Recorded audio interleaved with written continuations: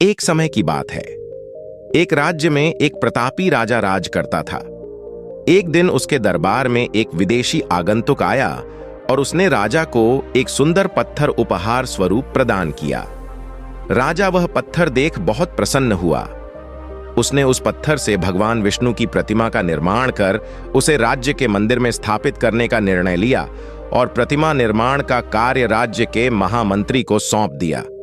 महामंत्री गांव के सर्वश्रेष्ठ मूर्तिकार के पास गया और उसे वह पत्थर देते हुए बोला, महाराज मंदिर में भगवान विष्णु की प्रतिमा स्थापित करना चाहते हैं। 7 दिवस के भीतर इस पत्थर से भगवान विष्णु की प्रतिमा तैयार कर राजमहल पहुंचा देना। इसके लिए तुम्हें 50 स्वर्ण मुद्राएं दी जाएंगी। 50 स्वर्ण मुद्राओं की बात सुनकर मूर्तिकार खुश हो गया और महामंत्री के जाने के उपरांत प्रतिमा का निर्माण कार्य प्रारंभ करने के उद्देश्य से अपने औजार निकाल लिए। अपने औजारों में से उसने एक हथौड़ा लिया और पत्थर तोड़ने के लिए उस पर हथौड़े से वार करने लगा, किंतु पत्थर जस का तस रहा। मूर्तिकार ने हथौड़े के कई वार पत्थर पर किए, किंतु पत्थर नहीं टूटा। 50 बार प्रयास करने के उपरांत मूर्तिकार ने अंतिम बार प्रयास करने के उद्देश्य से हथौड़ा उठाया, किंतु यह सोचकर हथौड़े पर प्रहार करने के पूर्व ही उसने हाथ खींच लिया कि जब 50 बार वार करने से पत्थर नहीं टूटा तो अब क्या टूटेगा। वह पत्थर लेकर वापस महामंत्री के पास गया और उसे यह कह वापस कराया कि इस पत्थर को तोड़ना नामुमकिन है, इसलिए इससे भगवान विष्णु की प्रतिमा नहीं बन सकती। महामंत्री को राजा का आदेश हर स्थिति में पूर्ण करना था, इसलिए उसने भगवान विष्णु की प्रतिमा निर्मित करने का कार्य गांव के एक साधारण से मूर्तिकार को सौंप दिया।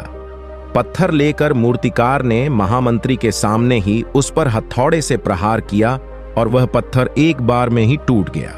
पत्थर टूटने के बाद मूर्तिकार प्रतिमा बनाने में जुट गया। इधर महामंत्री सोचने लगा कि काश पहले मूर्तिकार ने एक अंतिम प्रयास और किया होता तो सफल हो गया होता और 50 स्वर्ण मुद्राओं का हकदार बनता। सीख मित्रों, हम भी अपने जीवन में ऐसी परिस्थितियों से दो चार होते रहते हैं। कई बार किसी कार्य को करने के पूर्व या किसी समस्या के सामने आने पर उसका निराकरण करने के पूर्व ही हमारा आत्मविश्वास डगमगा जाता है और हम प्रयास किए बिना ही हार मान लेते हैं। कई बार हम 1-2 प्रयास में असफलता मिलने पर आगे प्रयास करना छोड़ देते हैं, जबकि हो सकता है कि कुछ प्रयास और करने पर कार्य पूर्ण हो जाता या समस्या का समाधान हो जाता।